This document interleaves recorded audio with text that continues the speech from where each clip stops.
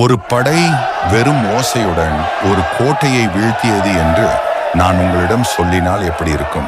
நீங்கள் நம்புவீர்களா? ஒரு நகரம் அடைப்பட்டிருந்தது. அதன் கதவுகள் மூடப்பட்டிருந்தன. சுவர்கள் அத்தனை உயரமானதும் தடிமனானதும் எந்த கடுமையான படையெடுத்தும் அவற்றை உடைக்க முடியாதவையாக இருந்தன. பல தலைமுறைகளாக அது நிலைத்திருந்தது. படைகள் அதை கண்டு பயந்தன. அதை எதிர்க்க யாரும் துணிந்ததில்லை. ஆனால் பிறகு ஆயுதங்கள் இல்லாமல், ஏவுகணைகள் இல்லாமல், வெறும் எக்காலங்களுடன் சுமூகமாக மௌனமாக ஒரு மக்களின் படை வந்தது. 6 நாட்களுக்கு அவர்கள் பட்டணத்தை சுற்றி நடந்தார்கள். ஒரு வார்த்தை கூட பேசவில்லை. ஆனால் 7ஆம் நாளில் அடுத்ததாக என்ன நடந்தது என்பது இந்த உலகத்தை அசைக்கவும் சந்ததிகளாக பேசப்பட்டதாயும் மாறியது. இது ஒரு அலங்கம் இடிந்து விழுந்த சரித்திரம் மட்டுமல்ல, இது ஒரு வாக்குதத்தம் நிறைவேறின கதை. நம்பிக்கையால் வழிநடத்தப்பட்ட ஒரு மக்கள் வாளை எடுக்காமலே வெற்றி பெற வைத்த ஒரு தேவன். இது எரிகோ மதில்களும் பட்டணமும் வீழ்ந்த வல்லமையான சரித்திரம். 40 ஆண்டுகள் வனாந்திரத்தில் அலைந்து திரிந்த பிறகு பயணம் முடிவுக்கு வந்துவிட்டது. இஸ்ரவேல் ஜனங்கள் யோர்தான் ஆற்றை உலர்ந்த தரையில் கடந்து சென்றனர். ஒரு காலத்தில் அவர்களுக்கும் வாக்குத்தத்த நிலத்துக்கும் இடையில் இருந்த அந்த சிவந்த சமுத்திரம் தேவனின் கரத்தால் பிளக்கப்பட்டது. அவர்கள் கால்கள் கானான் நாட்டின் மண்ணை முதன்முறையாக தொட்டன. இப்போது யோசுவா மக்களை வழிநடத்தினார். புதிய காலத்துக்கான புதிய தலைவன். அவனை பல அதிசயங்களாலும் தேவனுடைய கிருபையாலும் உருவாகிய ஒரு ஜனம் தொடர்ந்தது. ஆனால் இப்பொழுது ஒரு புதிய சவால், வித்தியாசமான ஒரு நகரம். அதான் எரிகோ. அது அவனுக்கு முன் நின்றது. அதன் மதில்கள் சமவெளியை அச்சுறுத்தும் வகையில் உயர்ந்திருந்தன. அளவுக்கு மீறிய உயரமுள்ள மதில்களுடன் உள்ள அழிக்க முடியாத கோட்டை நகரம் அது. வாசல்கள் பூட்டப்பட்டிருந்தன. காவலாளிகள் கண்காணிக்கக்கூடிய நிலையில் இருந்தனர். எந்த இராணுவமும் இதுவரை அதை கடந்ததில்லை. கானானுக்கு செல்லும் வழிக்கு தடையாக இது உடைக்க முடியாத கோட்டையாக இருந்தது. இஸ்ரவேலுக்கு இது தேவனுடைய வாக்குத்தத்தத்திற்கும் விசுவாசத்திற்கும் முதல் சோதனையாக இருந்தது. இது தேவன் அவர்களுக்காக வைத்த பாதையில் ஒரு பெரும் தடையாக நின்றது. கடுமையாக பாதுகாக்கப்பட்ட நகரம் எல்லா பகுதியிலும் அச்சத்தை ஏற்படுத்தியது. யாரும் வெளியே வரவில்லை, யாரும் உள்ளே செல்லவில்லை. எரிகோ தன் மதில்களை மூடியது. இஸ்ரவேலின் ஆயுதங்களை பார்த்து அல்ல, அவர்கள் வழிபட்ட தேவனை பற்றிய பயத்தாலேயே மதில்களை மூடியது. ஆனால் இந்த யுத்தம் வாள்களால் வெல்லப்படாது. இது பலத்தால் கூட வெல்லப்படாது. ஏனெனில் எரிகோவுக்கான யுத்தம் இது கர்த்தருக்குரிய யுத்தம். இஸ்ரவேல் மக்கள் கானானில் காலடி வைக்கும் முன்பே யோசுவா சித்தீமில் இருந்த முகாமில் இருந்து 2 நபர்களை அமைதியாக வேவு பார்க்கும்படி அனுப்பினார். அதன் நிலத்தை, குறிப்பாக எரிகோவை வேவு பார்க்க அனுப்பப்பட்டனர். அந்த ஆண்கள் இருள் மூடிய பள்ளத்தாக்குகளின் வழியே மெதுவாக சென்றனர் மற்றும் அந்த பெரிய நகரத்தை அமைதியாக அணுகினார்கள். அவர்கள் எரிகோவிற்குள் நுழைந்தபோது அவர்கள் பாதை நேராக நகரின் மதிலில் கட்டப்பட்டிருந்த ஒரு எளிய வீட்டை நோக்கி அழைத்துச் சென்றது. அந்த வீட்டின் உரிமையாளர் ராகாப். எரிகோவிலே பெயர் பெற்றவள், ஆனால் நல்ல காரணங்களுக்காக அல்ல. அவள் ஒரு வேசி, சமூகத்தின் விளிம்பில் வாழ்ந்தவள். ஆனால் ஏன் ராகாப்? ஒரு வேசியை சமுதாயம் ஒதுக்கி வைத்த ஒரு பெண்ணை தன் திட்டத்தில் ஒரு கருவியாக தேவன் ஏன் தேர்ந்தெடுக்க வேண்டும்? ராகாப் ஒரு சாதாரண பெண் அல்ல. அவளது தொழில் அவளை மதிப்புக்குரிய வாழ்க்கையிலிருந்து வெளியேற்றினாலும் அவள் சில செய்திகளை கேட்டிருந்தாள். சிவந்த சமுத்திரத்தை பிளந்த தேவனை பற்றிய கதைகள், வானத்திலிருந்து மன்னாவை அளித்தவரை பற்றியவை மற்றும் யோர்தானின் கிழக்கில் இருந்த சீகோன் மற்றும் ஓக் என்பவர்கள் போன்ற சக்தி வாய்ந்த ராஜாக்களை வென்ற தேவனை பற்றிய கதைகள். அவளது இதயம் பயபக்தியினாலும் நம்பிக்கையினாலும் நிரம்பியது. இந்த தேவன் மற்ற தெய்வங்களை விட வேறுபட்டவராகவும் நிகரற்றவராகவும் எதிலும் ஒப்பில்லாதவர் என்று அவள் நம்பினாள். அந்த இரவு இஸ்ரவேலின் வேவுக்காரர் நகரத்தில் நுழைந்ததை பற்றி எரிகோ அரசன் செய்தி அறிந்தார். உடனே ராகாப் வீட்டிற்கு ஆள் அனுப்பி அவர்களை ஒப்படைக்கும்படி கட்டளையிட்டார். ராகாப் ஒரு முடிவை எடுக்க வேண்டிய சூழ்நிலையில் இருந்தாள். இந்த அந்நியர்களை திருப்பி ஒப்படைத்து தன்னை பாதுகாத்துக் கொள்ளலாமா, அல்லது அவர்களை மறைத்து தன்னுடைய வாழ்க்கையையே ஆபத்தில் மாட்டிக்கொள்ளலாமா என்று தன்னை ஆட்கொள்ளும் ஆபத்தையும் பொருட்படுத்தாமல் தைரியமுள்ள மனதுடன் அவள் வேவுக்காரரை வீட்டின் மேல் ஏற பண்ணி வீட்டின் மேல் பரப்பப்பட்ட சணல் தட்டைகளுக்குள்ளே மறைத்து வைத்திருந்தாள். The Upper Room Bakes Homemade Premium Cakes. சென்னையில் கஸ்டமைஸ் செய்யப்பட்ட வெட்டிங், பர்த்டே, ஆனிவர்சரி கேக்குகள், ரிட்டர்ன் கிஃப்ட்ஸ், பென்டோ கேக்குகள், பிரவுனிஸ், கப் கேக்ஸ் எல்லாம் மிகவும் தரமாக கிடைக்கிறது. இப்போதே ஆர்டர் செய்ய கால் 7358338568. ஏஆர் பைபிள் 100 என்ற கோட் பயன்படுத்தி 100 தள்ளுபடி பெறுங்கள். சலுகை குறுகிய காலத்திற்கு மட்டுமே. அந்த ஆண்கள் ஏற்கனவே நகரத்தை விட்டு தப்பி ஓடிவிட்டதாக கூறி ராகாப் அரசனின் சேனைகளை நகரத்திற்கு வெளியே வழி தவற விட்டு அனுப்பினாள். அவர்கள் போன பிறகு அவள் நில ஒளியில் கூரைக்கு ஏறி அந்த ஆண்களிடம் பேசினாள். கர்த்தர் உங்கள் கையில் இந்த நாட்டை அழித்து விட்டார் என்பதனை நான் அறிவேன். எங்கள் அனைவருக்கும் உங்களை பற்றிய பயம் ஏற்பட்டுவிட்டது. இந்த நாட்டில் உள்ள ஒவ்வொருவரும் நடுங்கிக் கொண்டிருக்கின்றனர். கர்த்தர் உங்கள் முன் சிவந்த சமுத்திரம் பிளந்ததையும் நீங்கள் கீகோனுக்கும் ஓக்குக்கும் செய்ததை பற்றியும் நாங்கள் கேட்டிருக்கிறோம். மேலே விண்ணகத்திலும் கீழே பூமியிலும் அதிகாரமுள்ள ஒரே தேவன் உங்கள் தேவன் மட்டுமே என்பதை கேட்டோம், அறிந்துள்ளோம். பின்னர் ராகாப் தைரியமாக ஒரு கோரிக்கையை முன்வைத்தாள். எரிகோ விழும்போது தயவு செய்து கர்த்தரின் நாமத்தில் எனக்கும் என் குடும்பத்திற்கும் இரக்கம் காட்டுவதாக சத்தியம் செய்யுங்கள் என்றாள். ராகாபின் விசுவாசத்தால் உருக்கமான அந்த இஸ்ரவேல் வேவுக்காரர்கள் அவளது கோரிக்கையை ஒப்புக்கொண்டனர். அவர்கள் அவளுக்கு ஒரு எளிய அடையாளத்தை அளித்தனர். ஒரு சிவப்பு நூல் கயிறு ஜன்னலில் கட்டும்படியாக அவர்கள் கூறினார்கள், இந்த சிவப்பு நூல் கயிற்றை எங்களை இறக்கிவிட்ட ஜன்னலிலே கட்டி வையுங்கள். உங்கள் குடும்பத்தை உங்கள் வீட்டிற்குள் சேர்த்துக் கொள்ளுங்கள். கர்த்தர் எரிகோவை இஸ்ரவேலுக்கு கொடுக்கும் நாளில் உங்களுக்கோ உங்கள் குடும்பத்தினருக்கோ எந்த தீமையும் நேராது. இதை கேட்ட ராகாப் அவர்களுக்கு தப்பிக்க உதவினார். தன் ஜன்னலில் இருந்து ஒரு கயிற்றின் உதவியுடன் வெளியே இறக்கி அனுப்பினாள். அந்த ஆண்கள் மலை பகுதிக்கு ஓடி 3 நாட்கள் மறைந்து இருந்தனர். ஏனெனில் எரிகோ இன்னும் பூட்டப்பட்டிருந்தது. பின்னர் அவர்கள் யோசுவாவிடம் ஒரே செய்தியுடன் திரும்பி வந்தார்கள். கர்த்தர் இந்நிலத்தையெல்லாம் உங்கள் கைகளில் நிச்சயமாக ஒப்புவித்திருக்கிறார். அவர்கள் சொன்ன வார்த்தைகள் யோசுவாவுக்கு ஊக்கத்தை வழங்கின. உடனே அவர் ஜனங்களை யுத்தத்திற்கு தயார் செய்ய தொடங்கினார். ஆனால் அதன் பிறகு நிகழ்ந்தது ஒரு சாதாரண இராணுவ திட்டம் அல்ல. அங்கு ஏறி போகும் படிகள் இல்லை, மதில்களை உடைக்கும் இயந்திரங்களும் இல்லை, போர்க்கோட்டைகளை தாக்கும் கோபுரங்களும் இல்லை. அதற்கு பதிலாக தேவன் யோசுவாவுக்கு மிகவும் விசித்திரமான ஒரு கட்டளையை தந்தார். நகரை ஒவ்வொரு நாளும் ஒரு முறை சுற்றி நடவுங்கள். 6 நாட்கள் இப்படியே செய்ய வேண்டும். 7 ஆசாரியர்கள் கர்த்தரின் உடன்படிக்கை பெட்டியின் முன்னால் கொம்புகளால் செய்யப்பட்ட எக்காளங்களை பிடித்து கொண்டு போக வேண்டும்.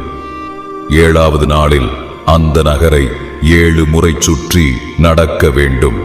அதன் பிறகு ஆசாரியர் எக்காளங்களை ஊத வேண்டும். நீண்ட ஓசையுடன் எக்காளம் முழங்கும்போது அப்போது ஜனங்கள் அனைவரும் ஒரு பெரும் ஆரவாரத்தோடு கோஷமிட வேண்டும்.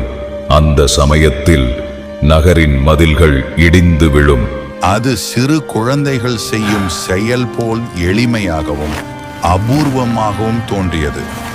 ஆனால் யோசுவா ஒன்று அறிந்திருந்தார்.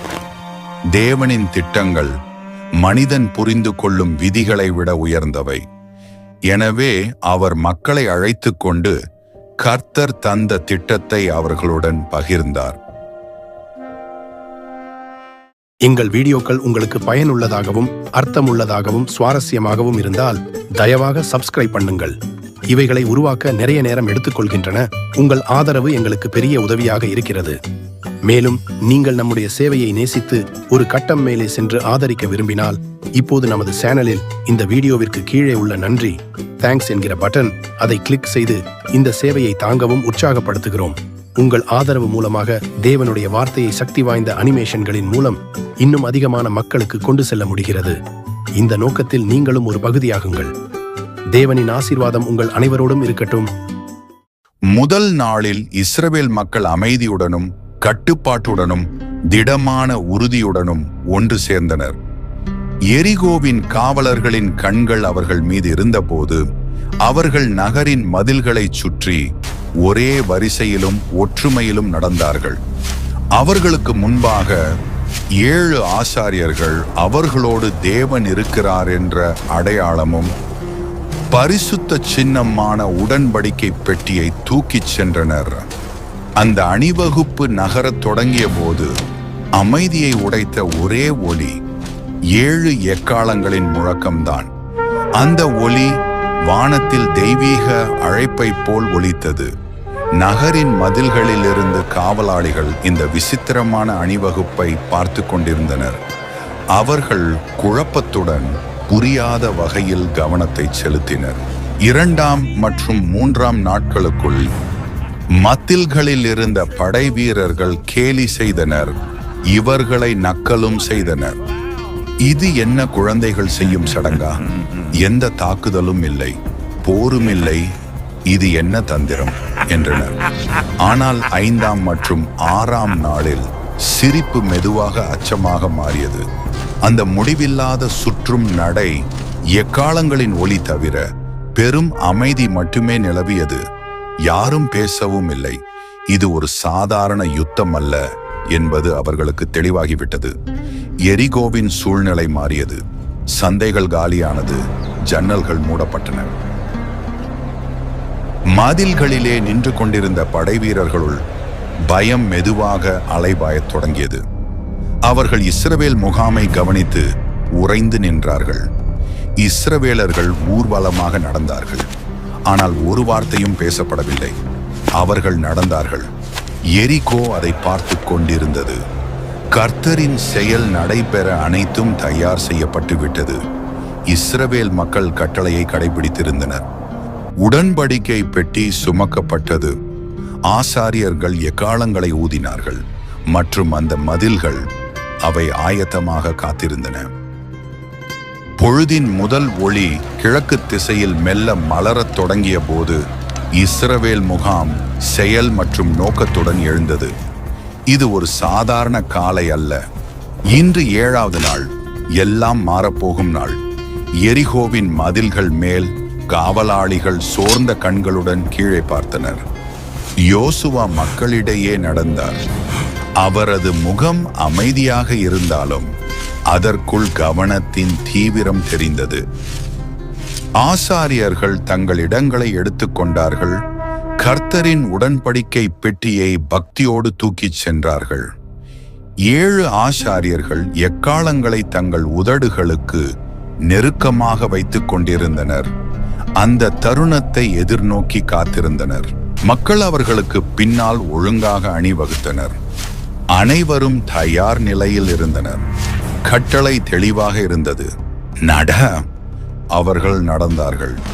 1 முறை, 2 முறை, 3 முறை, 4, 5, 6.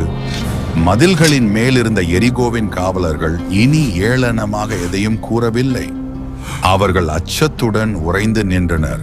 பின்னர் 7ஆவது சுற்று வந்தது. ஆசாரியர்கள் தங்கள் எக்காளங்களை உயர்த்தி புயலைப் போல் முழங்கும் ஒரு பெரும் ஒலியோடு ஊதினர். அதுவே அறிகுறியாக இருந்தது. யோசுவா மக்களை நோக்கி திரும்பினார். அந்த எக்காளங்களின் சத்தத்தை தாண்டி அவரது குரல் ஒலித்தது. ஆர்ப்பரியுங்கள்! இந்த எரிகோ பட்டணத்தை இன்று கர்த்தர் உங்களுக்கு ஒப்புக் கொடுத்தார்.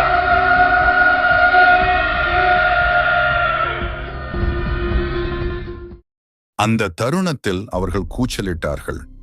ஆயிரக்கணக்கான இஸ்ரவேலரின் குரல்களில் இருந்து நகரம் முன்பே ஒருபோதும் கேட்டிராத ஒரு கர்ஜனை எழுந்தது. ஒரு பரிசுத்த போர்க்கூவல் விசுவாசம் மற்றும் கோபத்தின் பரவசத்தோடு ஆர்ப்பரித்தனர். அவர்கள் காலடிகளுக்கு கீழே பூமி நடுங்குவதைப் போல் தோன்றியது. அந்த ஒலி வானத்தில் புயல் மோதுவது போல சலசலவென்று கிழித்தெறிந்தது. பின்னர் அது நடந்தது. ஆர்ப்பரிப்பின் சத்தம், ஒரு இரைச்சல், ஒரு சடசடப்பு. எரிகோவின் அடித்தள பூமி அதிர்ந்தது. பயங்கரமாய் தோன்றிய அந்த உயர்ந்த கோட்டைகளை வானத்தின் பாரம் தள்ளியதைப் போலவே அது உடைந்து விழுந்தது. கற்கள் துண்டுகளாக வெடித்தன. அடித்தளங்கள் உடைந்தன. நகரத்தை காக்க கட்டிய காவல் கோபுரங்கள் தூளாகி உருண்டன. நகரம் முழுக்க பயத்தின் கீதங்கள் உமிழ்ந்தன. நொடிகளில் அழிக்கவே முடியாது என கருதப்பட்ட எரிகோவின் பாதுகாப்பு மதில்கள் கற்குவியலாக மாறியது. இஸ்ரவேலின் வீரர்கள் நகருக்குள் பாய்ந்தனர். தன்னை காப்பாற்ற முடியாமல் அந்த நகரம் சில நிமிடத்தில் நொறுங்கி வீழ்ந்தது. ஆனால் ஒரு வீடு, ஒரு சுவற்று பகுதி மட்டும் உடையாமல் இருந்தது. அது ராகாபின் வீடு. அவள் குடும்பத்தினர், தந்தை, தாய், சகோதரர்கள், கூடவே அவளது உறவினர்களும் அவளுடன் சேர்ந்து இருந்தனர். அவள் கடவுளுக்கு கீழ்ப்படிந்திருந்தாள். அவள் நம்பிக்கையோடு காத்திருந்தாள். அப்போது 2 நிழல்கள் அந்த வீடு நோக்கி ஓடி வந்தன. அவர்கள்தான் அவள் ஒரு காலத்தில் தன் மேல் மாடியில் மறைத்து வைத்து எதிரிகளுக்கு காத்த 2 வேவுக்காரர்கள். இப்போது அவர்கள் தங்கள் வாக்கை நிறைவேற்ற வந்திருந்தார்கள். ராகாபே, விரைவாக வா வா என்று அவர்கள் அழைத்தனர். தாங்கள் சத்தியமாக சொன்னபடியே அந்த வேவுக்காரர்கள் ராகாப்பையும் அவளது குடும்பத்தையும் அழைத்து நகரம் முழுமையாக அழிவடையும் முன் வெளியே கொண்டு வந்தனர். ஆனால் அவளது கதை அத்தோடு முடிவடையவில்லை. அவள் வெறும் உயிருடன் தப்பியவளாக இல்லை. அவள் வரவேற்கப்பட்டாள். கடவுளின் ஜனங்களுக்குள் சேர்க்கப்பட்டாள். அவளது கடந்த காலம் இனி அவளை வரையறுக்கவில்லை. அவளது விசுவாசமே இப்போது அவளது அடையாளமானது. நகரத்தின் மீதமுள்ள பகுதி முழுவதும் தீக்கிரையாக்கப்பட்டது.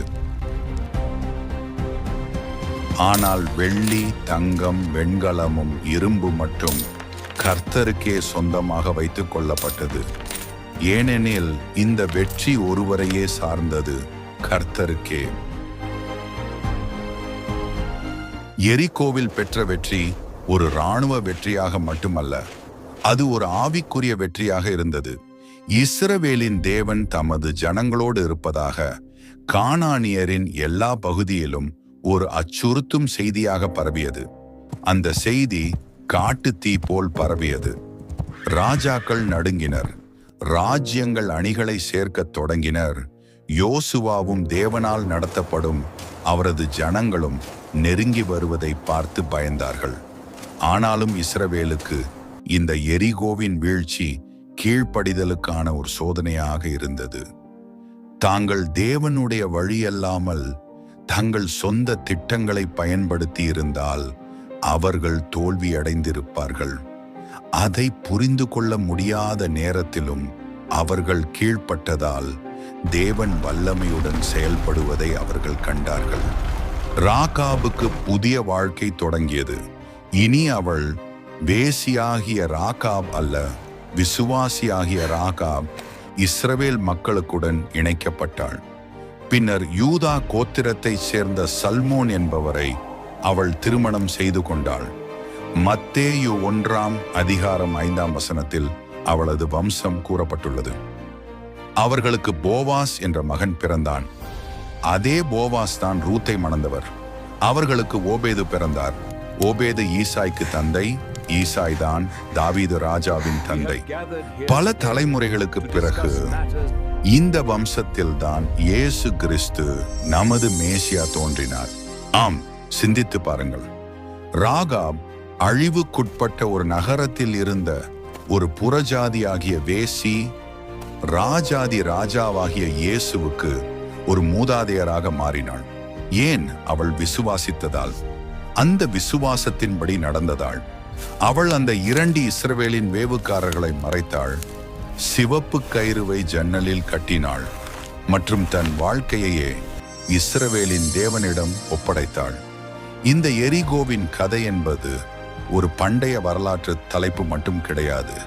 இது ஒரு கண்ணாடி போல தேவனின் வல்லமையை, அவரது மாறாத வார்த்தைகளை நாம் முழுமையாக புரிந்து கொள்ளாத போதிலும் தேவனை நம்புமாறு அவர் அழைக்கும் அழகான அமைதியான அழைப்பை பிரதிபலிக்கிறது. தேவன் யோசுவாவுக்கும் இஸ்ரவேலருக்கும் கொடுத்த வழிமுறைகள் விசித்திரமாகவே இருந்தன. ஒரு நகரத்தை ஆயுதங்களால் தாக்காமல் அமைதியாக சுற்றி நடக்குமாறும், சத்தமின்றி 7 நாட்கள் சுற்றிய பிறகு 7ஆம் நாள் கூச்சலிடுமாறும் தேவன் கூறியது. இவை மனிதர் கருதும் தர்க்கத்திற்கு பொருந்தாதவையே. ஆனால் அவைகள் மனித புத்திக்கு எதிர்மறையாக இருந்த போதிலும் அவர்கள் காட்டிய கீழ்ப்படிதல்தான் தேவனின் அதிசய வல்லமையை வெளிப்படுத்தியது. இன்றைய நாளிலும் நம்முடைய வாழ்க்கை பல விதங்களில் அதே போலதான். நாம் கடந்து செல்லும் வாழ்க்கையில் பல தருணங்களில் தேவனின் திட்டங்கள் நம்முடைய எண்ணங்களோடு பொருந்தாமல் இருக்கின்றன. ஆனால் அதே வேளையில் அவரை நம்பி விசுவாசத்தோடு நடக்கும்போது அவருடைய வல்லமையை நம் வாழ்க்கையில் அனுபவிக்க முடிகிறது. இஸ்ரவேலர் எரிகோவை தங்கள் வலிமையாலும் அழகான யோசனைகளாலும் ஜெயிக்கவில்லை. அவர்கள் தேவனின் கரத்தினால் ஜெயித்தனர். நம் வாழ்க்கையில் உள்ள குற்ற உணர்வு, உடைந்த நிலை, அடிமைத்தனமான பழக்கம், தனிமை, அநீதி, பாவ சோதனைகள் போன்றவை, இவை அனைத்திலும் நமக்கு வெற்றிகளும் விடுதலையும் நம் சக்தியினாலோ நம் பலத்தினாலோ கிடைப்பவை அல்ல. நமக்குள்ளிருந்து செயல்படுகிற ஜீவனுள்ள தேவ ஆவியால் தான் கிடைக்கும். ராகாபின் வாழ்க்கை ஒரு பெரிய உண்மையை வெளிச்சமாக காட்டுகிறது. யாரும் தேவனின் கைக்கு எட்டாதவர்கள் அல்ல. யாருடைய கடந்த காலமும் எந்த தவறும் தேவனின் கிருபையை தாண்டியது அல்ல. எதுவும் தடை செய்ய முடியாது. ராகாப் ஒரு சிக்கலான கடந்த காலத்தை கொண்ட பெண். சமூகத்தின் விளிம்பில் வாழ்ந்தவள். ஆனாலும் அவளுடைய விசுவாசம் அவளை இரட்சித்தது. அது மட்டுமல்ல, அவளை தேவனுடைய மீட்பு திட்டத்தில் ஒரு பகுதியாக ஆக்கியது. ராகாப் இயேசுவின் மூதாதையராக மாறினாள். அவளுடைய கதை நம்மிடம் நம்பிக்கையை சொல்கிறது. நாம் தகுதியற்றவர்களாக உணரும் போதும், மறக்கப்பட்டவர்கள் போல தோன்றினாலும் தேவன் நம்மை பார்க்கிறவர். நாம் யார் என்பதையும் எப்படி வாழ்ந்தோம் என்பதையும் தாண்டி இனி நாம் என்னவாக போகிறோம் என்பவர்களாக நம்மை அறிந்து இயேசு அழைக்கிறார். அப்படியானால் இன்று உங்கள் வாழ்க்கையில் எந்த சுவர்கள் உங்களுக்கு எதிர் நின்று கொண்டிருக்கின்றன? பயம், சந்தேகம், கடந்த கால தவறுகள். எரிகோவின் சுவர்களைப் போலவே அவைகள் உடைக்க முடியாதவை போல தோன்றலாம். ஆனால் விசுவாசமும் கீழ்ப்படிதலும் ஒன்று சேரும் போது, நீங்கள் காணக்கூடியதை தாண்டி தேவனை நம்பும் போது அந்த சுவர்கள் விழ ஆரம்பிக்கின்றன. தேவன் வழி நடத்தும் போது ஜெயம் நிச்சயமாக உங்களுக்கு வருகிறது. இந்த காணொளி மூலம் தேவன் உங்களை ஆற்றி தேற்றி ஸ்திரப்படுத்துவார் என்பதை விசுவாசிக்கிறோம். ஆமேன்.